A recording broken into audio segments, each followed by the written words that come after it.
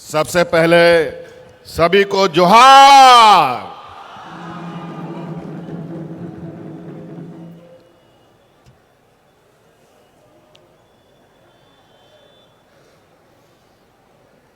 बहुत देर से आप सभी लोग इस झंडा मैदान में एकत्रित हुए हैं।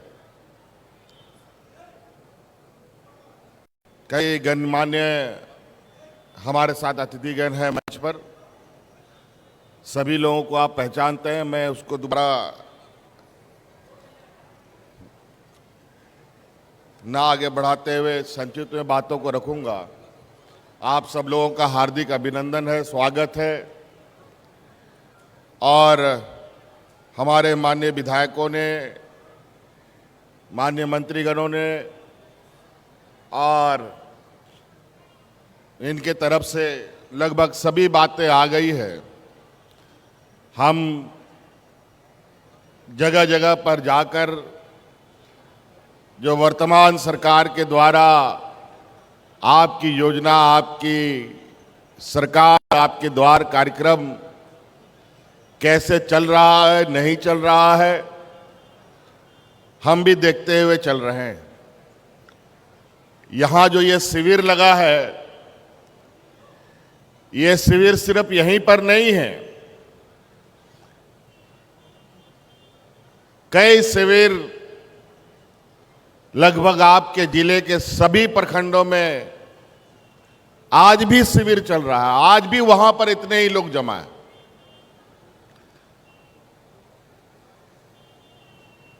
गांव तो गांव, शहर के अंदर भी मुझे मालूम चला है, गिरिडीह शहर में भी अभी 3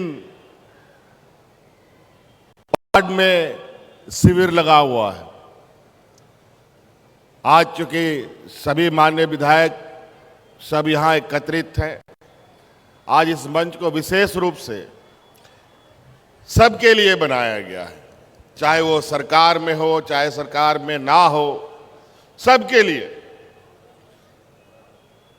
क्योंकि सरकार की जिम्मेवारी होती है कि जिसको उन्होंने वोट दिया उसके लिए भी काम करें और जिन्होंने वोट नहीं दिया उनके लिए भी काम करें। इसलिए ये मंच सबके लिए था। लेकिन आप देख रहे होंगे यहां हम लोगों के पीछे लगा हुआ है सभी माननीय विधायकों का, मंत्रियों का, जो हमारे विपक्ष के भी लोग हैं उनका भी लगा हुआ है, लेकिन वो मंच पे नहीं आते हैं। यही दुर्भाग्य है इस राज्य का।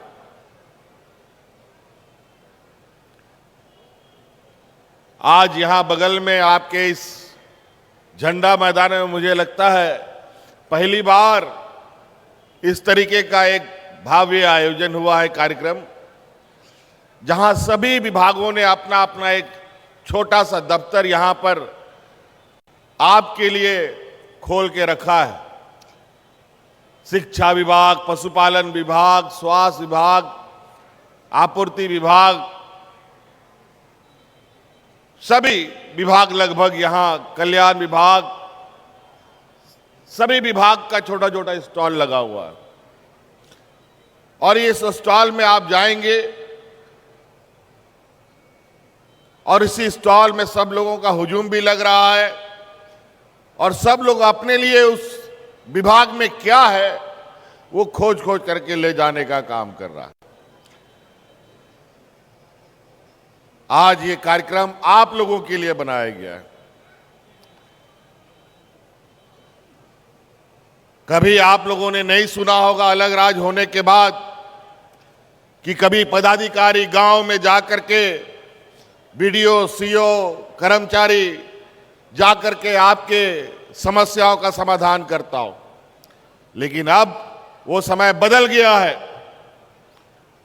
अब सरकार अपने कर्मचारियों को आपकी सेवा के लिए तनख्वाह देती है।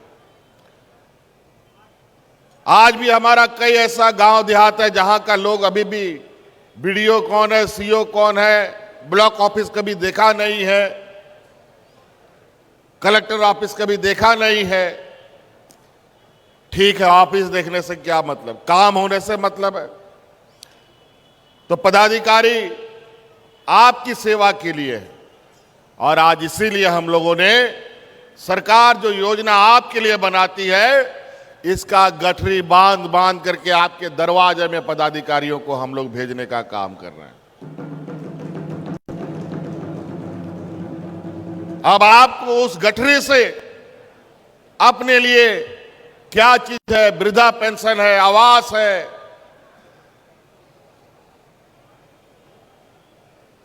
और भी सिंचाई कूप है, बिरसा हरित ग्राम की योजना है, जो योजना आपको लेना है उससे निकाल करके आप ले लीजिए।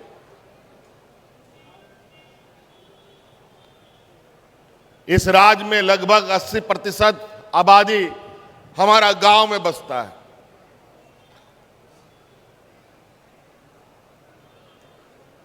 और गांव ही हमारा जड़ है इस राज्य का, गांव ही हमारा इस राज्य का आत्मा है।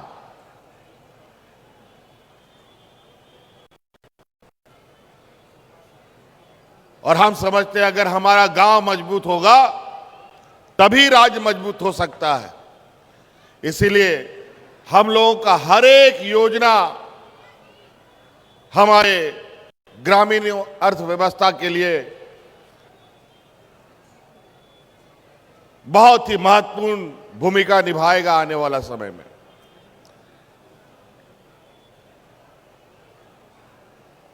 हम लोगों ने जब सरकार बनाया था तो सरकार बनाते ही एक तो कोरोना जैसा महामारी पूरे दुनिया में फैल गया और पूरा दुनिया का हाट बाजार, गाड़ी मोटर, दुकान, काम धंधा सब बंद हो गया। कोई घर से बाहर नहीं निकल पाता था। गिरिडीह गवाह है, इस जिले से सबसे अधिक लोग दूसरे अलग अलग जिलों में रोजगार के लिए निकलते हैं। ये लोग किस तरीके से उस लॉकडाउन में फंसे थे और गिरिडीह जिला के लोग गवाह भी हैं कि देश का पहला ये राज्य है जहां हम अपने मजदूरों को हवाई जहाज से ढो ढो करके घर घर तक पहुंचाने का काम कर रहे थे। 1.5 साल, पौने 2 साल तो वही कोरोना हमारा खा लिया और साथ साथ में कोरोना के साथ हमारे विपक्षों का षड्यंत्र चालू हो गया। सरकार ठीक से बना नहीं, दूसरे घंटे से सरकार गिराने में लगे हैं एन केन प्रकार। लेकिन हमें उसकी चिंता नहीं, हम अपना काम कर रहे थे और उसी चक्र में पहली बार 2021 में हमने आपकी योजना, आपकी सरकार, आपके द्वार कार्यक्रम को प्रारंभ किया था। फिर दूसरी बार 2022 में हम लोगों ने गांव-गांव में फिर से शिविर लगाया और आज ये तीसरी बार 2023 में फिर से पदाधिकारियों को गठरी बांधकर आपके गांव में भेजने का हम काम किए। और तो और इन शिविरों से हमें करोड़ों के लगभग 80-90 लाख समस्याएं हमारे सामने आई। हमने माथा पकड़ लिया कि भाई हमारे गांव में इतनी समस्या आज भी है। 20 साल 23 साल होने जा रहा है राज्य को, 1-2 साल के बाद ये युवा राज्य हो जाएगा और इतना समस्या क्या क्या 23 सालों में ब्लॉकों ने क्या किया, कलेक्टरों ने। इसका मतलब कोई काम नहीं होता था प्रखंड कार्यालयों में, जिला कार्यालयों में कोई कर्मचारी काम नहीं करता था और पूर्व की सरकारों ने जितने भी राज्य के कर्मचारी हैं उनको आपकी सेवा के लिए नहीं बल्कि अपनी सेवा में लगा दिया था। आज इन शिविरों के माध्यम से हमने समस्याओं को सूचीबद्ध किया और नतीजा एक एक करके उस समस्या का समाधान में हम लगे। पहला शिविर के माध्यम से हमने इस राज्य में असहाय, बुजुर्ग, कमजोर लोगों को जो दर बदर भटकने के लिए मजबूर, उनको सहारा देने का काम किया। और इस राज्य में पेंशन लागू करके सभी बुजुर्ग, सभी महिलाएं, विधवा महिलाएं, सभी विकलांग को पेंशन देने का काम किया। आज लाखों की संख्या में कोई बुजुर्ग गांव में पेंशन नहीं बिना पेंशन का नहीं है। हम पूछना चाहते हैं यहां बैठे हुए आप सभी ग्रामीणों से, गांव में पेंशन मिलता है कि नहीं मिलता है? आवाज दीजिए। सभी बुजुर्गों को पेंशन मिलता है? सभी विधवा महिलाओं को पेंशन मिल रहा है? चलिए, इस शिविर से तो इतना काम हुआ। उसके बाद दूसरा शिविर में हमने आने वाली पीढ़ी के लिए, विशेषकर अपने बच्चियों के लिए एक महत्वपूर्ण योजना प्रारंभ किया, सावित्रीबाई फूले योजना। आज उस सावित्रीबाई फूले योजना के माध्यम से लगभग 8 लाख बच्चियों को हमने जोड़ा है। हमारे राज्य की गरीबी इतनी अधिक है कि घर में अगर बेटी पैदा हुई तो 8वां 9वां क्लास पढ़ नहीं पाती है, बेचारा उसके लिए दूल्हा ढूंढने लगता है माँ बाप लोग। हम उन माँ बाप से हाथ जोड़कर विनती करते हैं कि अब ये काम करना बंद कर दीजिए, बेटियों को अपना बोझ मत समझिए। हमने सावित्रीबाई फूले योजना प्रारंभ किया है। आने वाला समय 12वीं क्लास के बाद इंजीनियर, डॉक्टर, वकील, पत्रकार और भी कोई बढ़िया अगर उसको पढ़ाई करना हो, उसका पूरा पढ़ाई का खर्चा राज्य सरकार आपके लिए वहन करेगी। अब बेटी बोझ नहीं बनेगी। और तो और कार्य ये सावित्रीबाई फूले योजना बनाने के वक्त हमें 2 बच्चियों के लिए ये कानून बनाया था। हमको लगा इतने में सभी बच्चियां शामिल हो जाएंगी, लेकिन कुछ बच्चियों से एक बार हम मिले तो पता चला कि उन बच्चियों में से सभी बच्चियों ने सावित्रीबाई फूले का योजना का लाभ लिया, लेकिन एक बच्ची ने नहीं लिया। हमने उस बच्ची से पूछा क्या हुआ बेटा, क्यों तुमको नहीं मिला? तो पता चला कि वो घर में वो 3 बहनें हैं, 1 भाई है, तो हम तीसरा हैं, इसलिए हमको नहीं मिला। हमने उसी दिन ये निर्णय लिया कि इस राज्य में अगर हमारे घर में 2, 3, 4 बेटियां हैं तो चारों बेटियों को सावित्रीबाई फूले से हम अब जोड़ने का काम करें।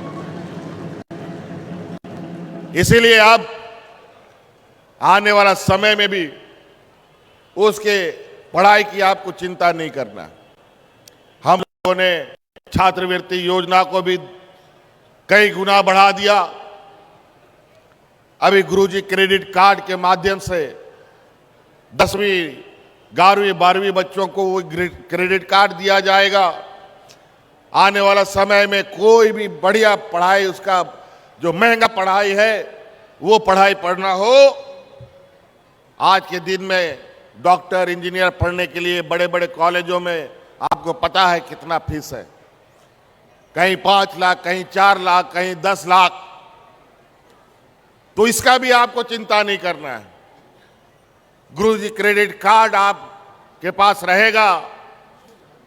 आप कोई कॉम्पिटिटिव एग्जाम बढ़िया कॉलेज का निकालेंगे, अगर उसमें 5 लाख रुपया का आपका फीस लगेगा, 10 लाख रुपया का भी लगेगा, तो उसका सहायता राशि राज्य सरकार देगी और आपको कोई गारंटर देने की जरूरत नहीं है। कोई आपको जमीन बंधक रखने का जरूरत नहीं है, कोई गारंटर देने का जरूरत नहीं है। और जब तक पढ़ाई पूरा नहीं होगा, सरकार को आपको पैसा भी वापस नहीं करना पड़ेगा। पैसा पूरा, पढ़ाई पूरा कीजिए, नौकरी पाइए, उसके बाद सरकार को धीरे धीरे करके थोड़ा थोड़ा पैसा वापस कर। तो इसीलिए अब बच्चे हमारे बोझ ना बने, हमारे गरीब किसान मजदूरों के, इसलिए हमने ये योजना बनाया। कई सारी चीजें हम आपके लिए करना चाहते हैं, लेकिन सब कुछ करने के सामने आर्थिक समस्याएं आने लगती हैं। आर्थिक समस्याएं ऐसी आती है कि अगर आपका कोई पैसा कहीं किसी ने ले लिया या आपने कहीं मजदूरी कर लिया और उसने आपको पैसा नहीं दिया तो आप कितना परेशान हो सकते हैं। वही हाल राज्य सरकार का भी है हमारा। आपको पता है झारखंड में कोल इंडिया सबसे अधिक काम करता है। आज उस विभाग के माध्यम से भारत सरकार से हमको 1,36,000 करोड़ रुपया मिलना है, जो नहीं मिल रहा है। थोड़ा बहुत झुंझुना दिखा दिया और उसके बाद राज्य में ईडी सीबीआई को दौड़ा दिया ताकि हम बोलना बंद कर दें। लेकिन आपका हक अधिकार तो हम लोगों ने सदियों से हक अधिकार की लड़ाई लड़ी है। हक अधिकार तो क्या, ये अपने अलग राज्य की भी लड़ाई लड़ी है। और झारखंड वीरों की भूमि है। हमें अपना अधिकार के लड़ाई के लिए हर संभव हम प्रयासरत हैं। अगर वो 1,36,000 का मतलब 1,36,000 करोड़ का मतलब जानते हैं क्या है? 1,36,000 करोड़ रुपया होता तो आज इस राज्य में लगभग 50 लाख गरीबों को अब आवास हम दे पाते।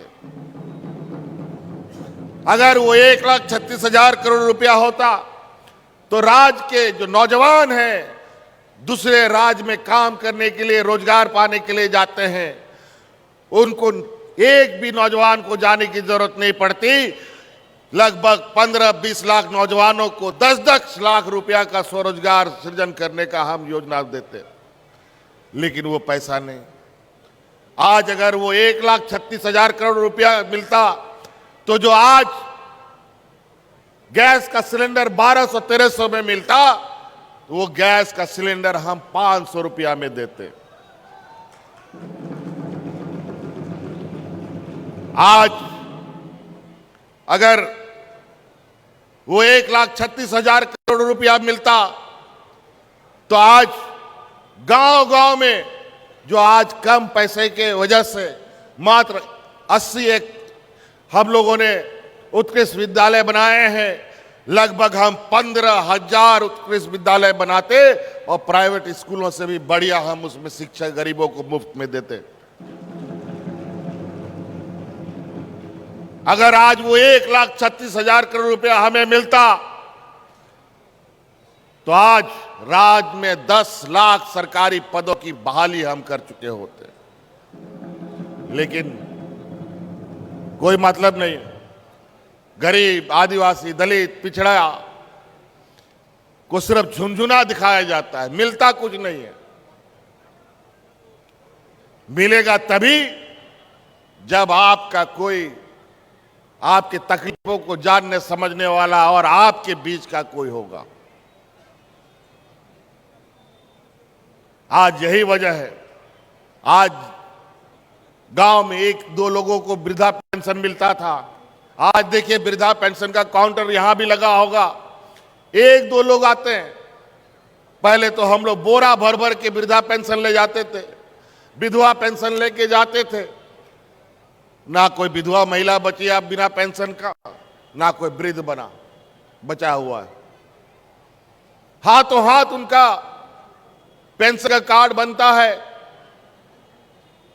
यह सरकार की संवेदनशीलता है। आज इस झंडा मैदान में कभी देखा कि सरकार अपना काउंटर खोल करके वृद्धा पेंशन बांट रहा है, विधवा पेंशन बांट रहा है? आपने कभी देखा कि यहां पर एक ही घंटे के अंदर आपका सभी तरीके के प्रमाण पत्र बन जा रहे हैं? विगत 22-23 साल में इन लोगों ने 20 साल के अंदर में इस राज्य के लोगों का तो शोषण किया ही, इस राज्य के कर्मचारियों का भी शोषण किया। इनके भी जो बुढ़ापे का लाठी हुआ करता था, जिसको कहते हैं पेंशन, उसका भी इन लोगों ने सौदा कर लिया। लेकिन आज हमने अपने कर्मचारियों को भी मान सम्मान के लिए पुराना पेंशन लागू किया और आज उसी आत्मविश्वास के साथ इन कर्मचारियों को ही लगा करके गांव भेज रहे हैं, जहां सड़क नहीं है, जहां रोड नहीं है, जहां पुल पुलिया नहीं है। लोग वहां ट्रैक्टर से, बैलगाड़ी से, मोटरसाइकिल से जाकर तंबू लगा लगा करके गरीबों की समस्या का समाधान कर रहे हैं।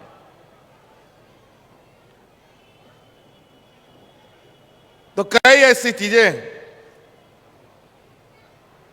हक अधिकार और अपना मेहनत नामा ना मिलने से भी काफी तकलीफ होता है।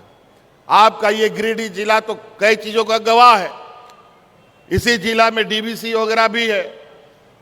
डीवीसी के क्षेत्र के इर्द गिर्द 4-5 जिला आता है, चतरा, हजारीबाग, बोकारो और गिरिडीह जिला, धनबाद, पता नहीं कौन कौन सा जिला है।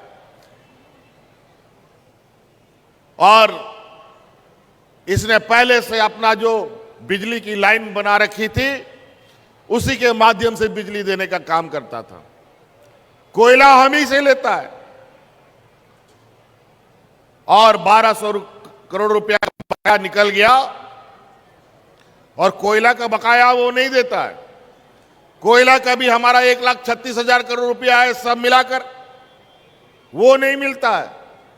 लेकिन डीवीसी में राज्य सरकार का 1200 करोड़ रुपया बकाया रह गया तो बिजली काटना चालू कर दिया। राज्य में राष्ट्रपति महोदय आते हैं, उसमें बिजली काट देता है ताकि सरकार का नाक कट जाए। और तो और उस बकाया को निकालने के लिए हमारे रिजर्व बैंक में जो मूल खाता है, उससे अपने आप पैसा निकाल लेता है।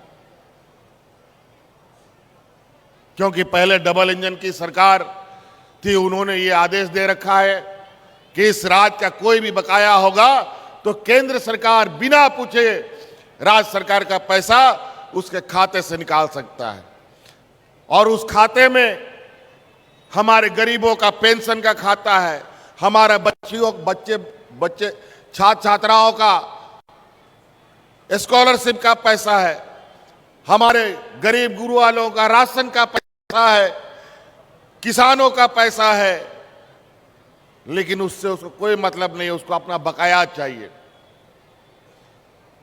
लेकिन चिंता मत कीजिए, अब हम लोग बहुत तेजी से जहां जहां डीवीसी का कार्य क्षेत्र है, जहां जहां वो बिजली सप्लाई करती है, जिन जिन जिलों में, उन जिलों में 1-1.5 साल के अंदर हमने काम शुरू कर दिया है कि 1-1.5 साल के अंदर अब हम अपना खुद का लाइन राज्य सरकार बिजली संरक्षण का लगाएगी। ट्रांसमिशन लाइन लगाना प्रारंभ कर चुकी है कई जिलों में और उसके बाद डीवीसी अपना लाइन का अचार डालेगा, उसको कोई लेने वाला नहीं होगा। तो कई ऐसी चीजें, मैं बहुत ज्यादा नहीं कहूंगा। आपके लिए वर्तमान सरकार जिस तत्परता के साथ काम कर रही है, 2024 तक और 2025 में यह युवा राज होगा। लेकिन 20 वर्षों में बीमार करने का कोई कसर इस राज्य के पूर्व की सरकारों ने नहीं छोड़ा था। कैसे ये राज्य बीमार रहो, कैसे यहां के नौजवान पढ़े लिखे नहीं, कैसे आप लोग अपने पैरों पर खड़ा ना हो पाए। और आज उसी नवसृजित झारखंड को और उसकी जड़ें को मजबूत कर रहे हैं। और मुझे आशा नहीं, पूरा भरोसा है, अगर बीच में कोई ऐसे कोरोना जैसा आपदा नहीं आया, सुखाड़ जैसी आपदा नहीं आई जो बार बार आती है, जो गरीबों के लिए विशेष रूप से बहुत समस्या है।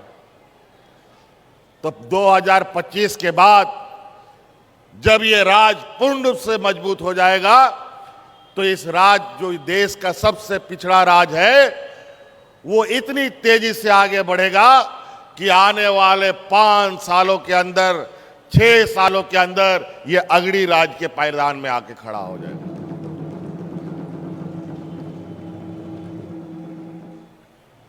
तो इसीलिए आबोरेन गो बाबा बोया मिश्रा को, मजीराम गुणित को आपे होपे सौर सटेर काना अडेडी सरहाव नोआ कार्यक्रम तहन नोडे के बांग पूरा झारखंड दिसोम रे मना कना आतु आतु रे शिविर लगाओ कना पदाधिकारी को सेन काना और जागे आपे लगी योजना को आले ले बनाओ दा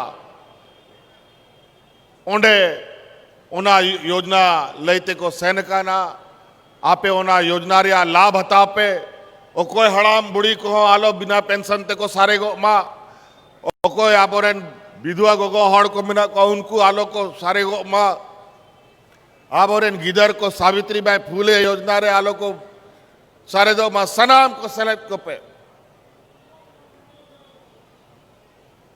और ट्रेनिंग एरिया स्कूल को आप या प्रखंड तलारे नेतार ले हो किदा ओनारे ट्रेनिंग पे आज हम लोगों ने जो जिला स्तर में ट्रेनिंग इंस्टीट्यूट हुआ करता था उसको हम लोगों ने प्रखंड स्तर पे कर दिया है और इसका नतीजा ये हुआ है कि अभी तक हम लोगों ने विभिन्न प्रमंडलों में जा करके लगभग 60 से 70 हजार बच्चों को प्राइवेट कंपनियों में नौकरियां दिलाने का काम किया। सरकारी नौकरियों की बहाली लगातार निकल रही है। अभी अब और भी लगभग 40,000 नियुक्तियां निकलने जा रही हैं।